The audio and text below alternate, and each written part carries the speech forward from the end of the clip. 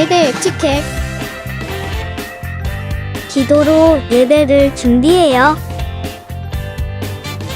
단정한 옷으로 갈아입고 성경책을 준비해요. 하나님께 드릴 헌금을 준비해요. 바른 자세로 앉아요. 예배에 방해가 될 물건들을 치워놓아요. 예배 중엔 옆 사람과 대화하지 않아요. 소리 높여 찬양하고 예배를 정성 다해 드려요. 오늘도 예배 드릴 준비됐나요?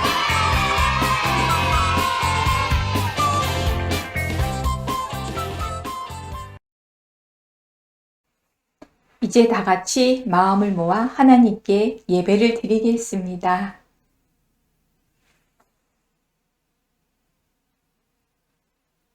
하나님은 영이시니 예배하는 자가 영과 진리로 예배할지니라. 아멘. 다 같이 신앙 고백하겠습니다. 나는 전능하신 아버지 하나님, 천지의 창조주를 믿습니다. 나는 그의 유일하신 아들, 우리 주 예수 그리스도를 믿습니다. 그는 성령으로 잉태되어 동정녀 마리아에게서 나시고 본디오 빌라도에게 고난을 받아 십자가에 못 박혀 죽으시고 장사된 지 사흘 만에 죽은 자 가운데서 다시 살아나셨으며 하늘에 오르시어 전능하신 아버지 하나님 우편에 앉아 계시다가 거기로부터 살아있는 자와 죽은 자를 심판하러 오십니다. 나는 성령을 믿으며 거룩한 공교회와 성도의 교제와 죄를 용서받는 것과 몸의 부활과 영생을 믿습니다. 아멘. 이 시간 찬양으로 우리의 마음을 하나님께 올려드립니다. 기억하라, 힘차게 찬양하겠습니다.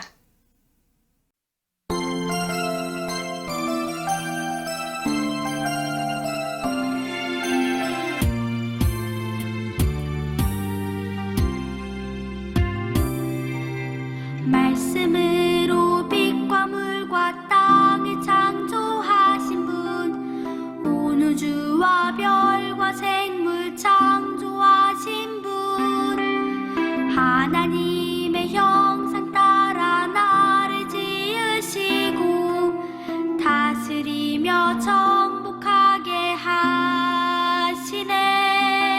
Remember your Creator, remember your Creator.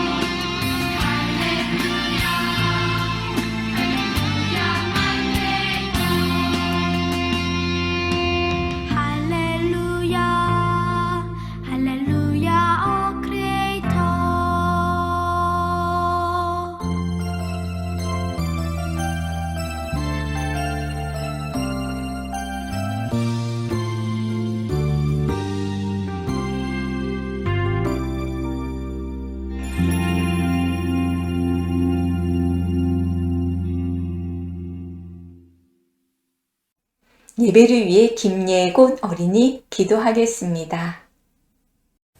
사랑이 많으신 하나님 아버지, 저희들이 경건하게 예배드릴 수 있게 도와주시고 예배와 찬양을 기쁘게 받아주세요. 전도사님 말씀 듣고 저희들이 믿음이 쑥쑥 자라나게 해주세요. 코로나가 종식되어 친구들이 모두 모여 예배드리게 해주세요. 예수님의 이름으로 기도드립니다. 아멘. 오늘 우리에게 주신 하나님의 말씀은 창세기 12장 2절 말씀입니다. 하나님의 말씀을 함께 읽겠습니다. 내가 너로 큰 민족을 이루고 내게 복을 주어 내 이름을 창대하게 하리니 너는 복이 될지라. 창세기 12장 2절 말씀. 아멘. 베냐민부 요셉부 친구들 반가워요. 우리 친구들 한 주간도 잘 지냈나요? 오늘은 어떤 하나님의 말씀일까요? 오늘의 말씀 제목은 약속을 믿은 아브라함입니다. 하나님 말씀을 기대하며 잘 들어볼까요?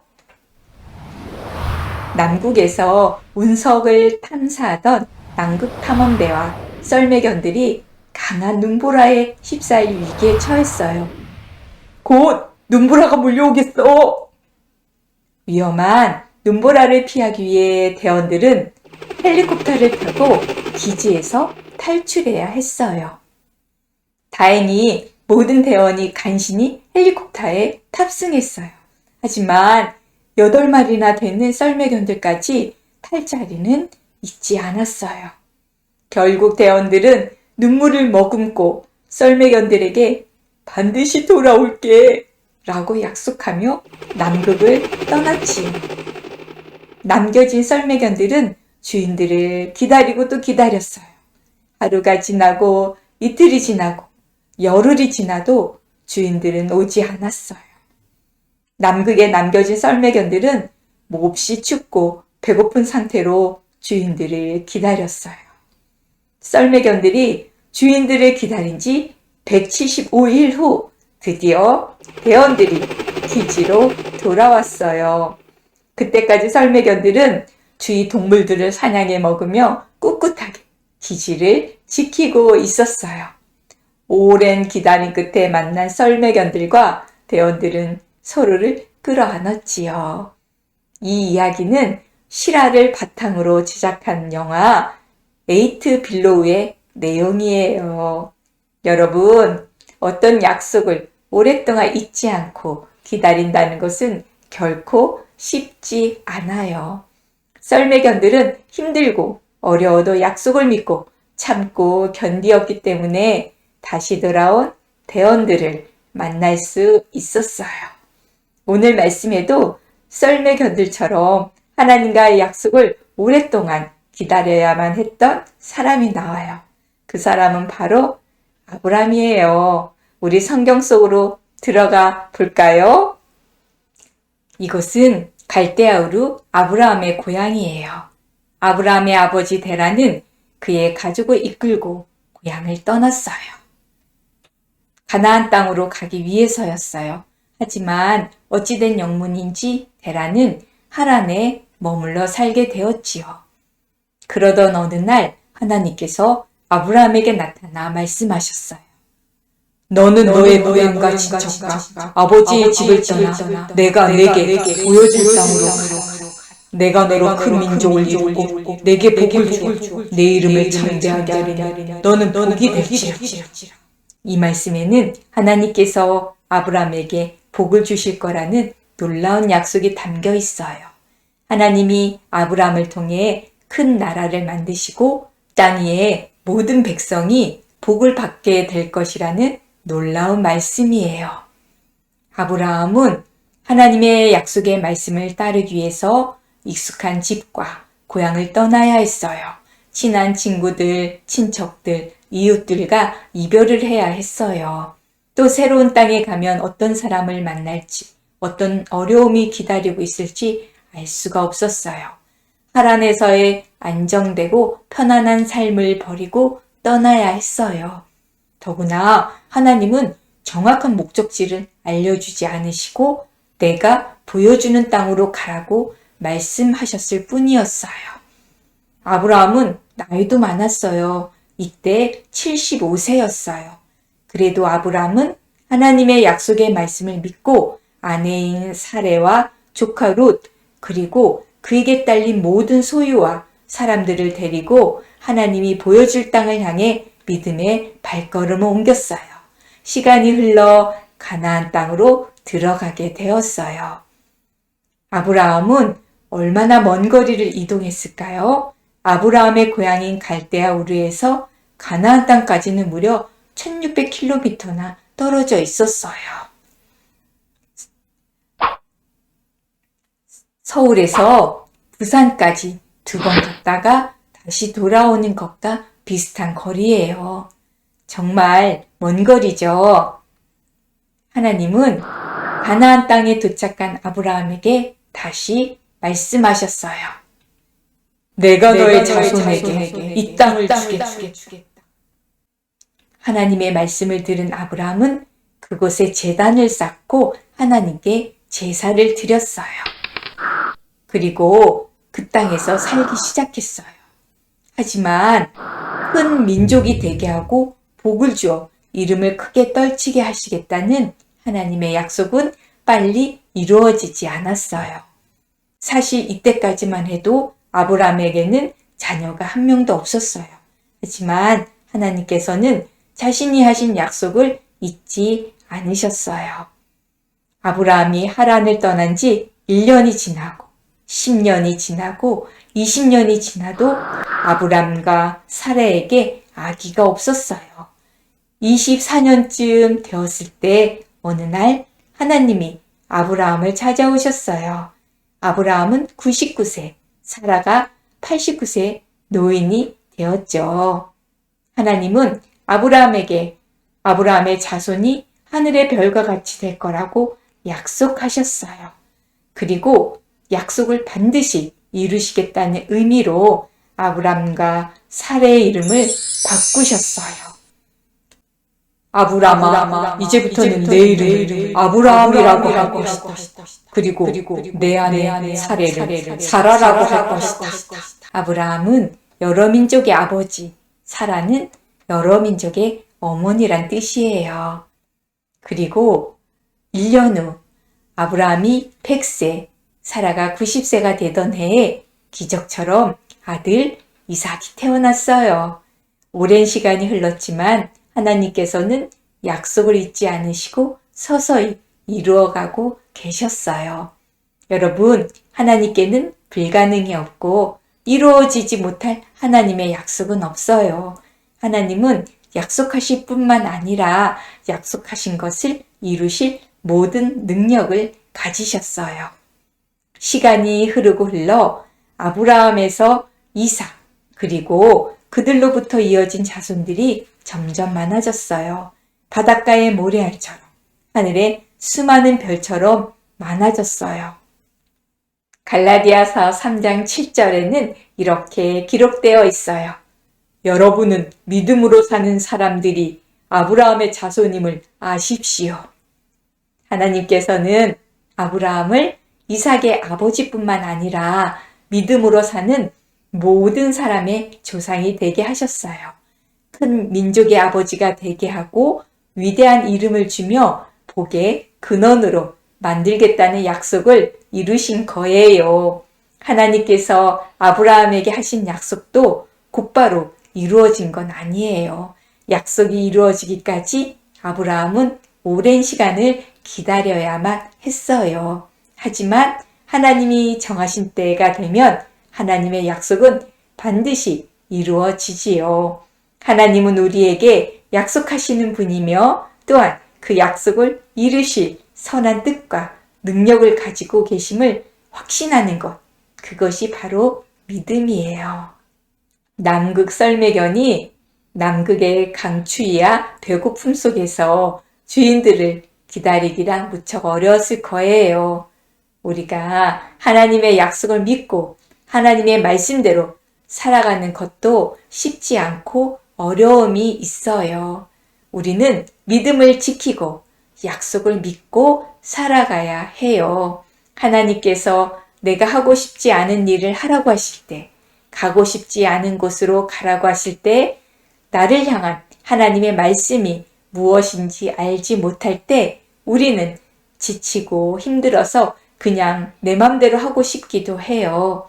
그럴 때마다 아브라함에게 하신 약속을 이루시는 하나님을 기억하며 하나님을 믿고 하나님의 뜻을 간절히 구하길 바라요.